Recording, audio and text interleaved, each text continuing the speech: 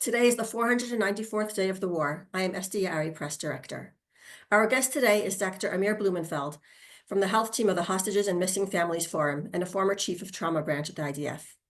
Since early October 2023, he has been working to assist the recovering returnees released from captivity in Gaza and their families. Today, there are still 76 people being held hostage in Gaza. And in the past few weeks, a number of hostages have been released in differing states of health. Hello, Dr. Blumenfeld, and thank you so much for joining us today. Hello. Thank you for inviting me. Sure. This last round of hostage releases has left many in shock. Even President Trump said the returnees Ohad Ben Ami, Or Levy, and Eli Sharabi looked like Holocaust survivors and like they haven't eaten in a month. Can you say, as a medical professional, were you expecting this or shocked like other people from the public? I was expecting it, absolutely expecting it.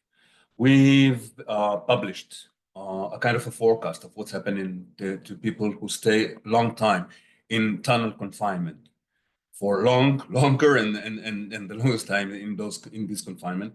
And we pretty much discovered that all body systems can be harmed and injured during this stay. And this is before the trauma that these hostages suffer during the kidnap or while staying in captivity. They're walking or going through physical abuse, psychological and mental abuse, and sexual abuse. This lasts long time. We can't even judge. And I was expecting it since we discovered from the first round of the hostages that came back about 11 months ago. I'm sorry, 13 months ago, that they didn't get enough food and they're all malnourished. Even if you can't see it by weight, they're still way malnourished. They lack proteins, minerals, vitamins, and everything essential to be okay. In addition, since they're not allowed to walk around and to have some physical activity, they have difficulties in walking, standing up, what we saw last Saturday. And again, it was not unique for these people. The only thing that I think changed is the loss of weight in these people. But other hostages came back, had pretty much the same symptoms.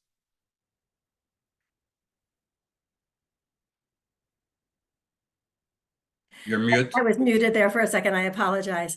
Given all of that, I'm wondering if you can give us some thoughts as to, or some guidance as to what the protocol is for treating these kinds of, this kind of, I don't even know what to call it, medical situation. Yeah. Once the hostages get back into the hospitals, they start a series of examinations to include blood test, imaging, whatever they need. And according to the results of these examinations, they start taking care of them in the hospitals. The first thing, which is common to all hostages coming back, was the malnutrition state.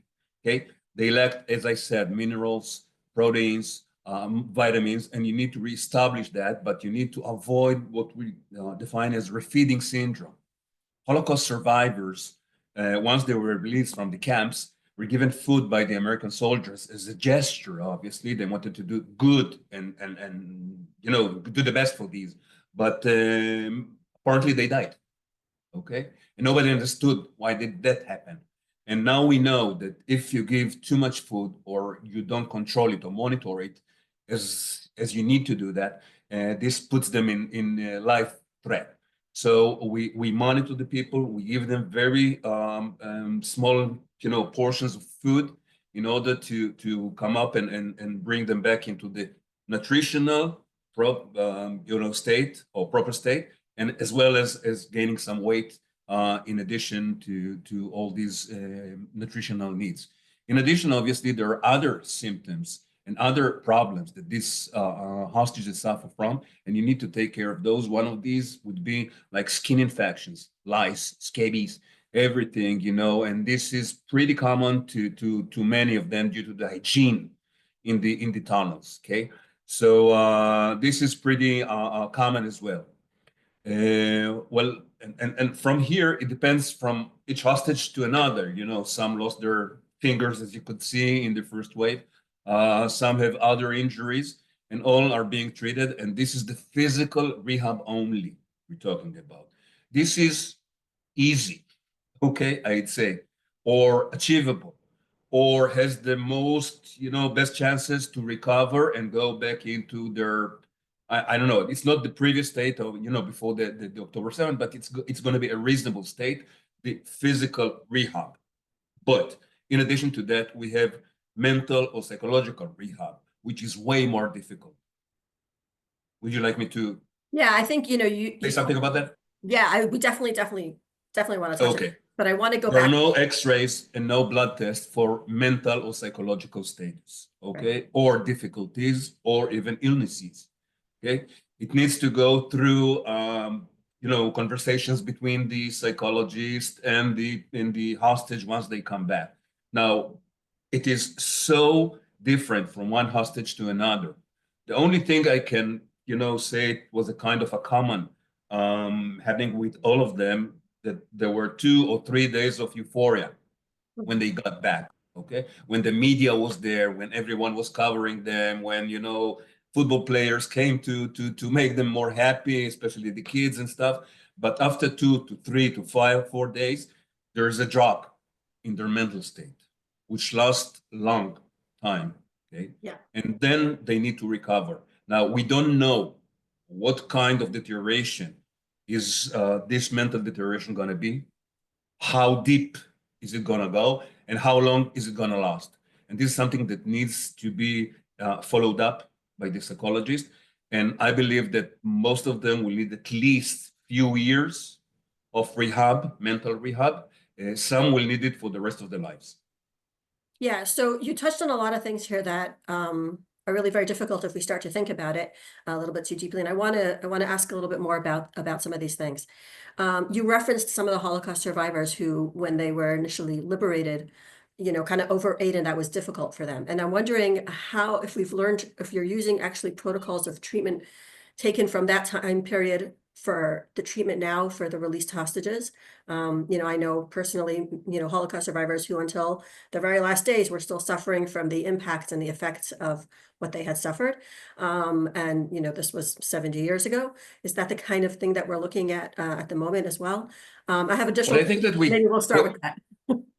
I think that we go through the literature and the publications about those Holocaust survivors, which was, as you said, 70 years ago, is not as modern as we practice medicine these days. Sure. But we can definitely see some characters which are similar and some which are different. Okay, the most important thing for me is the hope that these survivors have. I mean, once you release the people and start their rehab, both physically and mentally, some of them, I wouldn't say recover, but go back to life. Okay. Some Holocaust survivors came back without their families, wives, kids, whatever, and they established new families over here and even, achieved all kinds of successes during their lives. So it's a kind of hope that we're given. But in order to do that, they all need to come back as soon as possible. And we need to start the rehab process as soon as possible. Right. I completely understand that. And speaking to that, I'm going to go a little bit towards the psychological aspect that you were referring to as well. And obviously everyone is different. Some of the people obviously didn't even know, Ali Sharabi didn't even know that his family had been murdered. And the impact that these kinds of the information that comes through as well, how does that impact any kind of recovery that can take place? And also, how much does it impact every time that there's new information coming out, whether like today, both signs of life and unfortunately confirmation of death? How does that impact those hostages who have already been released in their attempt to carry on? Once the hostages are being released, in addition to what they went through their captivity, they need to, I don't know, to cope with some bad news. Okay, bad messages that they got. It can be either a family relative that was killed during that day. It can be a friend that was then in the Nova party. And this is one thing that they're all getting to get. I had an argument with other people when we were discussing the procedure of bringing them down. back, and I said that 100% of them are going to get a bad message once they get back. Okay, they thought it wasn't, other people thought it wasn't that, Right. but we can see that they get, most of them would get very bad messages or news once they are released. In addition to that, they were not here for 14 or 15 months. Okay, and so many things happened during Yeah. these 15 months. Some kibbutzim don't exist anymore, so they can't go back home. Some political changes, everything changed, and they need to learn 15 months, very condensed from 15 months, in order to understand and figure out where they're living. Okay? And this is three things that they need to cope with, at least. Yeah. Okay? That's only the beginning, as I said. And when we go into mental and psychological rehab, that's a very, very difficult mission and very difficult thing to do. But we have good psychiatrists, psychologists, and I trust those to do the job, as well as good as they can. Yeah, and I know you can't talk about specific people, obviously, right? Clearly. But we did see, and you did mention that there's in the first day of the release, the first days, we see this kind of euphoria. And it's very hard to tell what's actually happening health-wise, both mentally and physically on that first day. And we saw different pictures, coming out of the past few weeks. And I'm wondering if you can maybe talk a little bit about that, what we've been seeing versus some of the. Okay. We believe that this euphoria is happening due to some adrenaline spurt that these people have, or endorphins. This is pretty similar to a football player that gets injured during the play, but that's the final, obviously, and he would play until the end of the game, and then we'll have the cup, at the end of the game. Right. So this is pretty similar to this phenomena, and we could see even during last Saturday, when they came out from the car, they looked horrible. But once they met the families, they looked better. I wouldn't say good, obviously, but they looked better. And I think that once they can see the families, feel that they're on Israeli grounds eventually and released, okay, this makes them happy and show a little bit more and look more positive in a way, if I can say that. But again, don't be misled by that. 2-3 days, and then they all drop. And we are ready for that, and we know it's going to happen, okay? And we instruct the families about that, and we just let them do whatever they need to do in their own pace. Yeah, and we've seen, some of the hostages already been released from hospital. Obviously, that's not the end of their care. And you said earlier that the psychological care could continue for years or their whole life, depending on what's going on. And from the physical care, obviously, this will depend on each person's state. But what kind of situation are we looking at here as well, for that recovery to take place? What do you mean? By the physical or the? The physical time frame. The physical. Okay, some of the hostages already have been released, but they have an invitation for surgery, okay, in order to fix all kinds of injuries that they sustained during the kidnap, okay? I think that Romi's mother, Mirav, said that her hand is very much damaged, and they will probably invite her back, in order to try and do something with that, okay? And I'm quoting that only the things that were published already in public media, obviously.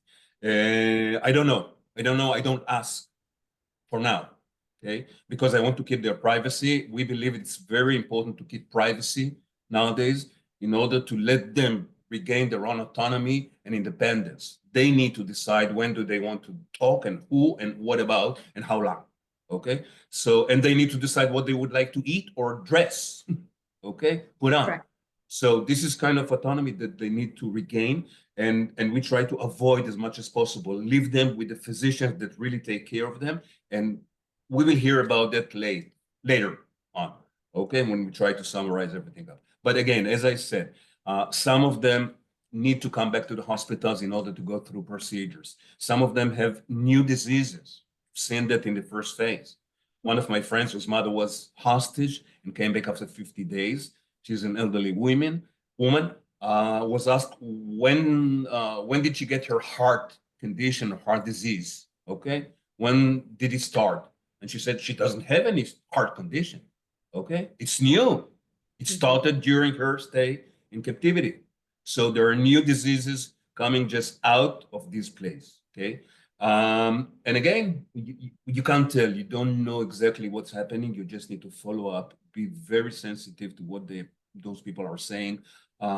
Check again and again and again until you finish with everything, and then try to bring them back to life. And there's a lot of other rehabs that they need to go through.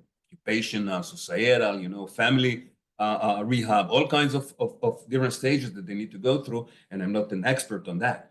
But when it comes to the physical and mental, this takes longer than you can see in the media. Okay, Certainly, these are not certainly. 3, 4, 4 days. No, they certainly all have a very long road ahead of them, in every possible way. And I want to talk a little bit for a second about those who are still in Hamas captivity. Today I heard on the radio, I'm sorry, I forget his name, who has colitis. One of the hostages, one of the young men. And I know that Israel has made an attempt, and international organizations, or at least Israel has made an attempt to try and get medicines to the hostages in some way. It seems from what we've seen that has not been not been delivered, not been transferred to the hostages. We tried several times via the Red Cross, via other negotiators, to try and deliver those medications, because we have a list of the medical conditions of each and every hostage to include the medications he needs and he gets, on a regular basis. But we couldn't get through. We couldn't even bring glasses to those who lost the glasses, hearing devices, okay? Nothing could be transferred to these hostages. And obviously you can see the results in their medical condition once they come back. And what I can tell about those hostages still there at the tunnels of the Hamas, okay? And they are all humanitarian. They all suffer. They suffer and they have medical condition just because of the stay in the tunnel, in addition to physical, sexual, psychological abuse, in addition to the winter that is bringing all kinds of viruses, okay? Their immune system is depleted and they're at risk, or life risk, okay? Each and every one of them at life threat. So humanitarian, all of them, the young ones, the old ones, the kids, the women, the men, obviously, all of them, okay? And the second thing is that they're all at life-threatening condition nowadays, so they need to get released as soon as possible. Yeah, certainly today, hopefully, as soon as possible. You mentioned that you tried through the Red Cross and others to get medications to the hostages who are being held in Gaza. And I'm wondering if there's any role the international organizations or foreign experts are playing in the rehabilitation of the hostages, or in any way, any positive role, I should say, aside from. As far as I could understand, while speaking to the Red Cross, I met with them once, okay? They said that they knock on the door of any organization or state, and if those organizations or states open the door, then they get in. If the door is not opened, they can't get in. They won't fight with anyone. Whether I believe in it, I don't, it doesn't matter, okay? The bottom line is what matters. They couldn't get access to the hostages prior to their release. So no one saw them, no one visited them, and no one could report about their mental and physical state while they were still in captivity. The only thing we can get as clues are those that have been released already, and this is not good. I can tell you it's bad. It's very bad. They're all being molested. They're all being abused by all kinds of psychological and physical tortures, and they all need to be released. Certainly, as soon as possible, like you say, immediately, all of them. And one thing that someone has just asked the question here about, going back to some of the conversations we had, the similarities to survivors of the Holocaust in terms of the care. The question that I have here is that we know about second generation kind of trauma that has been passed on to survivors' children, and if that's something that you would expect to happen in this case as well. Yes, definitely. First of all, we know that the families are going through emotional roller coaster during the 494, 5, 6, 7 days that the hostages are still there. Okay, they have morbidity, the families nowadays. They have mortality, already some cases of death. just for waiting and being in this horrible situation, waiting for their relatives, kin, and loved ones coming back. So there's already morbidity and mortality within the families. I totally believe that there's going to be effects on the second generation. But since we have this kind of experience from the Holocaust, I believe that the psychologists and social workers and whoever needs to take care of that will be aware of that and try to avoid it. But it's not avoidable. Okay, father coming back, his kids are seeing him. I don't know, or you can see on Saturday, Levy, who came back to his 3-year-old Sure. child, and the child told him, "Why did it take you so long to come back?" Okay, mommy's not coming back; she's dead. The child told the father, and the father was crying, and the child told him, "Don't cry." Okay, he said, "I love you. I missed you. I want you to come back." So this is something that's already happening, and we know about that, and we look for it. And if we define it, and if we find it, we will obviously take care of it. But other kids, the twins, for instance, again, something that came up in the two little girls, Emma and Yuli, okay, who came back with the mother, and the father is still in captivity. One of the twins told her mother, "Father doesn't like me. That's why he doesn't come back home." Okay, if he liked me, if he loved me, he would come back already, and he wouldn't leave me, that alone home with you only. So you can't tell what's going to happen, especially to the young kids, which I'm most worried and concerned about. But it's going to happen, I believe, and that's part of this terrible event. It is, and I think also certainly there's the families, the immediate families who have gone through so much from October 7th until today, and those who still have family in captivity. But also, the kibbutz structure, these communities are so tight knit. It's a very tight family-like structure, and I wonder, and I don't know if this is something that you can speak to, but since we're talking about the psychological impact. Also as a country, I know every time Hamas makes a move like this, and every time there's a release, we see what's happening throughout the entire country. The euphoria and also the shock and the distress, kind of one right after the other. There's no stop, there's no break, there's no way to kind of like have any kind of way to handle any of these emotions. It's all happening all at the same time. True. And I know you're not a psychiatrist, but I know you have a lot of experience with this. I wonder if there's something that you can refer to as well. So we believe that there are several circles of trauma, mental trauma, psychological trauma within the population of Israel. First of all, obviously, the hostages themselves. Then comes the families, okay, which are traumatized as well. And families are the extended expression of this word. It's not just the mother, father, son, or wife, or something like that. It's cousins, uncles, the same. The second circle would be a circle. Second or third would be people who knew the families, knew the hostages, come from the same community, stayed at the same party. This is the kind of second or third circle of trauma.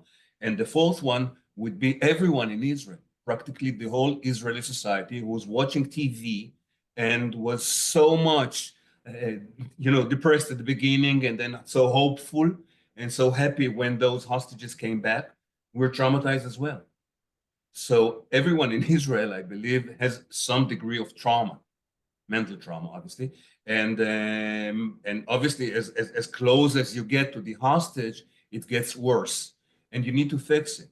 Now, some of them would get personal care, some of them would get like a group therapy, all kinds of things that you can do for these communities and people in order to make them feel better and regain their proper life. I wouldn't say normal, but proper life. Yeah, hopefully that's possible. We're going to just wrap it up here. I know you are very busy. There's a lot going on, and it's a busy news day as well.